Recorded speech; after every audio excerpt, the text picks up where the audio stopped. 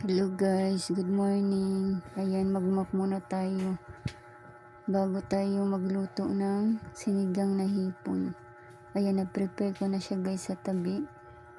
Ayan, na-ready ko na lahat ng sangkap dyan para mamaya pagluto ko, lagay na lang tayo ng lagay.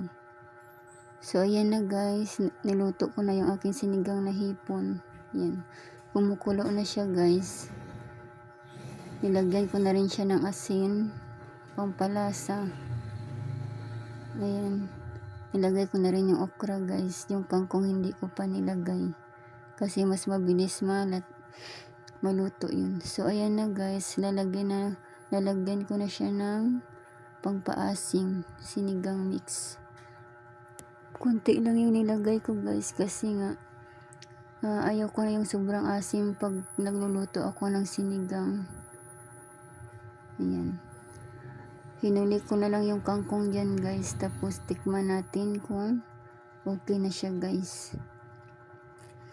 Pag okay na yung lasa, tapos pag kumulo na siya guys,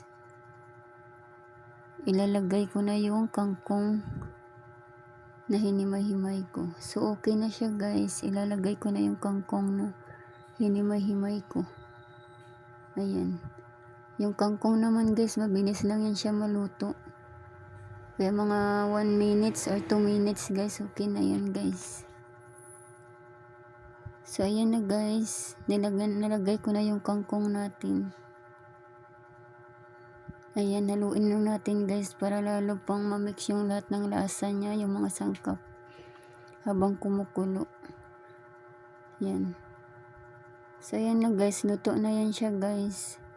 Kinless ko na yung apoy niyan guys kasi baka madurog yung kangkong natin. Ayan. Tapos ito na guys, kumain na rin ako guys. Usually umagahan ko to guys. Ayan, kain tayo guys. Yan, yung ating sinigang na hipon. Yan, tamang tama lang yung lasa niya guys, hindi sobrang asim.